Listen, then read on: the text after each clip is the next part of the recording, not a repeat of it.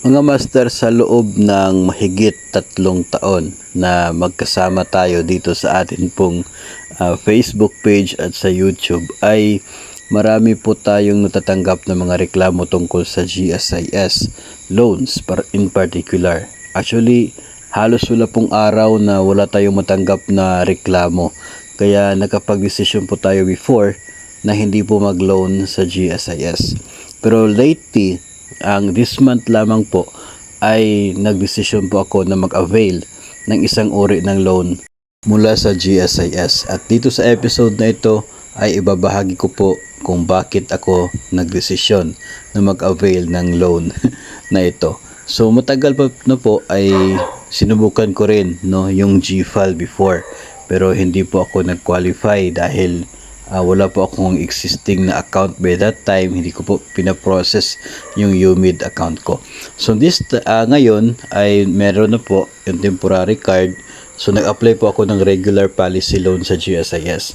Kasi po yung pinili ko dito na option ay yung wala pong monthly amortization.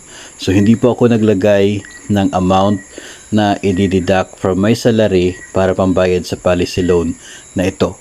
Aware naman po ako na yung policy loan na in-applyan ko ay mayroon pong interest rate na 8% per annum compounded annually. At alam ko po na ganun talaga yung loan na ito, pero pinili ko pa rin na mag-avail. Bakit po? Una ay katulad po ng karamihang mga kasama po natin sa DepEd ay halos nasa minimum na po tayo na limit ng net take home pay, kaya hindi po tayo basta-basta na makapag-avail ng loan especially yung bagong loan, kasi magiging insufficient na yung atin pong sahod. So automatic na ma-disapprove yun ng atin pong loan verifier. So ang ginawa po natin is mag-apply ng isang loan na either existing sa deduction sa payslip o kaya ay isang loan na hindi magdi-deduct mula sa sahod. So, yung first option ko po talaga ay doon sa PLI. Of course, kasi nga naging parang nasa isip ko na rin na hindi mag-avail ng loan sa GSIS dahil na rin po siguro sa sobrang daming nababasa natin ng mga reklamo everyday. Yung first option ko po talaga is mag-renew na existing loan doon sa any of the PLIs na mahigit 1 taon na rin yung kanyang deduction. So nung nag-offer kasi ng 5 years na term ang PLIs ay nag-avail po ako noon, and yun po yung ginamit namin pampatayo po ng bahay. So very useful po siya. Then after more than 1 year ay nakapag-decide po sana ako na mag-renew. So sinubukan ko po mag-inquire sa isa pong PLI na more than 1 year na yung deduction. And actually yung first account is more than 1 year, tapos yung second account, kasi nag-avail po tayo ng second account na offer ng DepEd before, ay hindi pa umabot ng 1 year na yung deduction niya. So yung halaga po ng total ng loan na yun ay nasa mga 320,000 yung gross amount. Okay?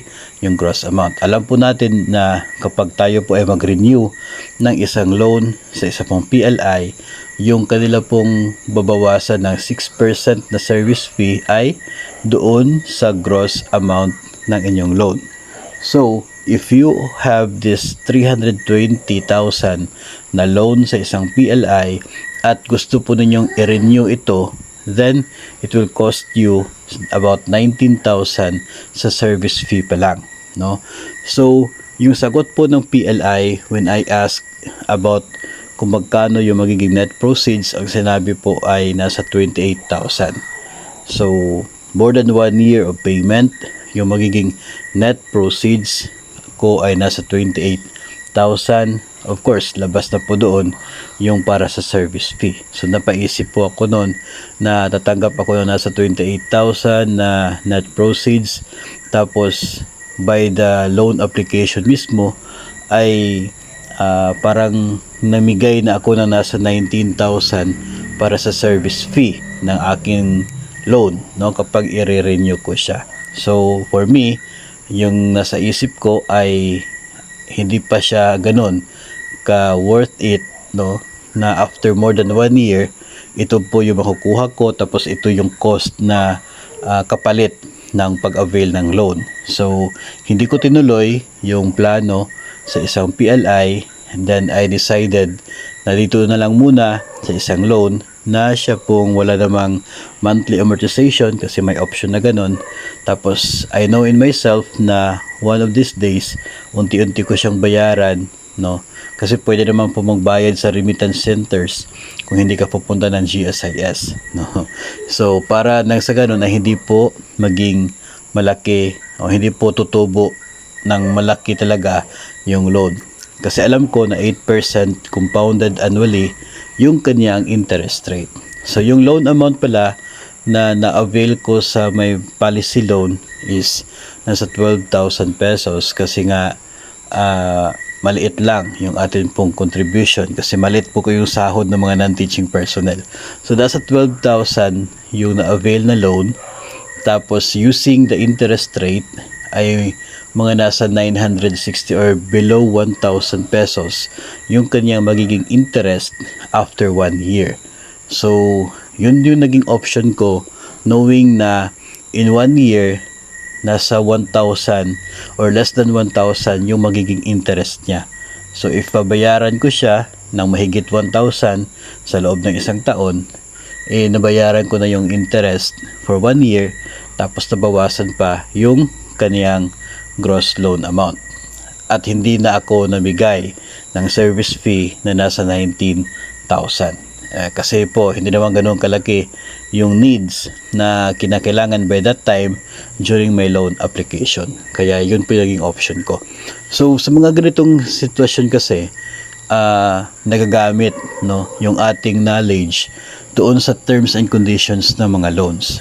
And particular mismo doon sa cost na pwede pong ma-charge sa atin whenever we avail of any loan. No, ngayon that we know, ito service fee, lagi po yan nakabase sa gross amount ng isang loan. Kaya kung napakalaki na ng halaga ng utang mo sa isang lending institution, kapag nag-renew ka, mas mataas yung mawawala sa iyo, mas mataas na halaga, malaking halaga yung mawawala sa inyo, no, which supposedly na nabayad mo siya for a period of time, no, unti-unti nabayad mo siya doon sa loan amount ninyo, pero hindi mo siya mapapakinabangan kasi mapupunta siya sa service fee kapag ikaw ay nag-renew. So yun yung cost na dulot niya. Then the other side, yung isang option, ganito yung cost, maliit na service fee, tapos yung maliit na interest. So yun po, no, yun po yung knowledge natin when it comes to the terms and conditions of the loans para magagamit natin when we decide kung ano yung option na pwede nating mai-avail or kung saang lending institution tayo mag-a-avail ng loan, no. So sa mga wala pang mga policy loan dyan, no, at medyo tagilid tayo dito sa dating na take home pay, no, then we have the option to avail of the policy loan. Wag lang nating lagyan ng monthly amortization doon, no. Yung AAO ay automatic na mag-approve ng application na yon kasi hindi naman yan makaka-apekto sa iyong net take home pay, no. So pag mangyari po yun ay may makukuha kang proceeds. Wag lang ma-expect kasi maliit lang naman talaga yung pwedeng ma-avail sa regular policy loan ng GSIS. Tapos just orient yourself na talagang dapat mong bayaran siya from time to time, over the counter or through remittance centers, kasi yun 8% per annum compounded annually yung service interest rate ng ganitong uri ng loan ng GSIS. Kahit po ganun siya, yung interest niya as to the value, no, yung halaga ng actual interest ay lubos naman siyang mas maliit compared doon sa cost ng service fee kapag nag-renew ka ng existing loan sa isa pong private lending institution. So yun yun po yung ginawa ko, and yun po yung naging decision ko kung bakit by this time, after more than 3 years na laging nagkakasalamuhan ng mga problema na sinusumbong ninyo, ay nakapag-desisyon din ako na pumasok dito po sa pag-avail ng loan mula sa GSIS.